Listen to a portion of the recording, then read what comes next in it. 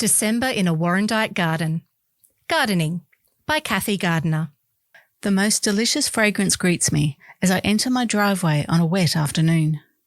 Mock orange, also called Philadelphus virginialis.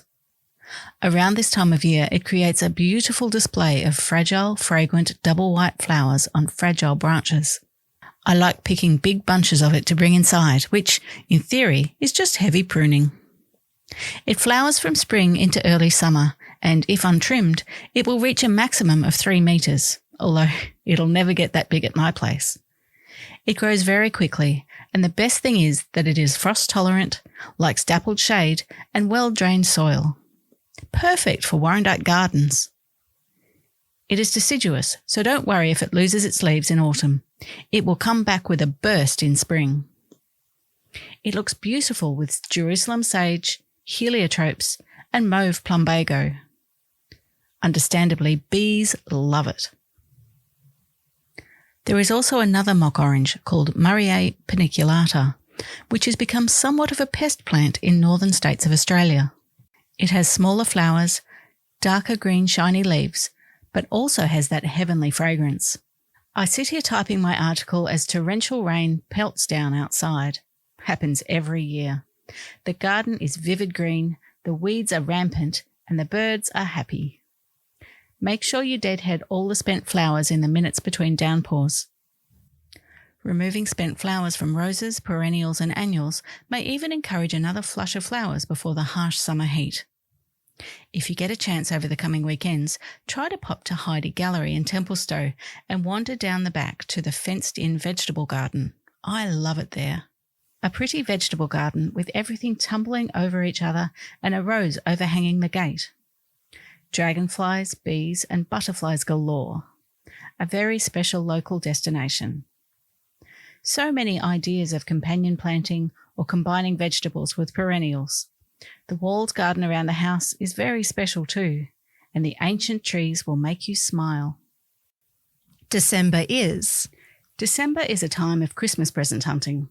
And what better gift than a potted plant, secateurs, gardening gloves, or even garden art or bird baths?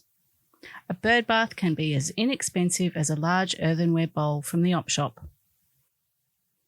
A chair for outside, a garden bench, or outdoor floral cushions would also be welcomed by most gardeners as the best gift.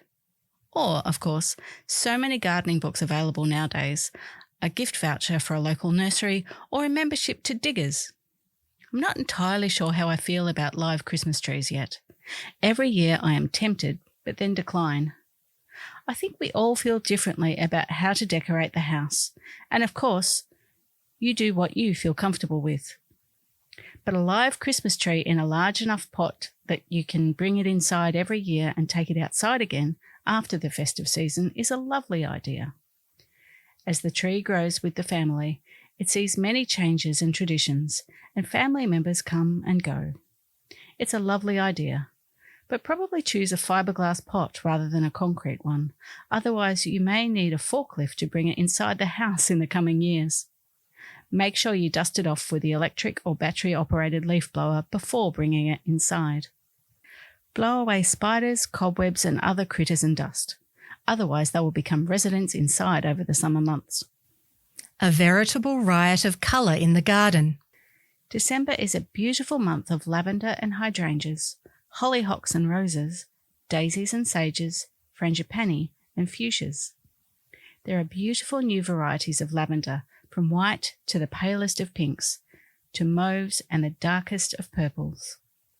Just having some plants in the garden can help keep pests at bay, attract pollinators, and require very little care. Just gentle pruning, and that's where the fun begins. You can never go wrong with a simple lavender, and it's so sweet in the bathroom in little vases or in the linen press dried to scent the bedding. Drying. You can dry the lavender heads by hanging small bunches tied with string upside down in a well-ventilated, not too bright dry area. Hang bunches from a wire coat hanger is the easiest. If you are considering cutting fresh lavender for drying, it is best to do so in the morning on a dry day. This will help prevent the lavender from going mouldy. Cut the lavender before the sun hits it, as it tends to reduce the potency of the plant's natural oils and fragrance.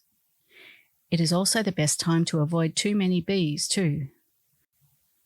Sometimes hanging fresh lavender to dry will take up to 3 weeks to completely dry.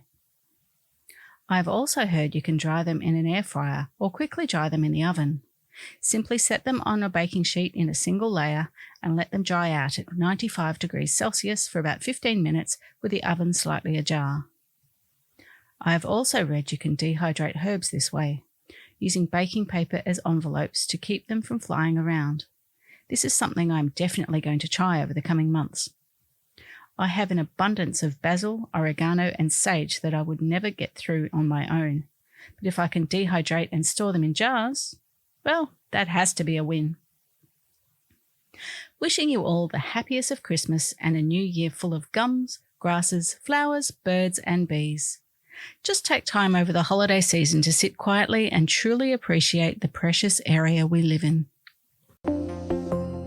This article was read by Rebecca Rose. Sandy Miller.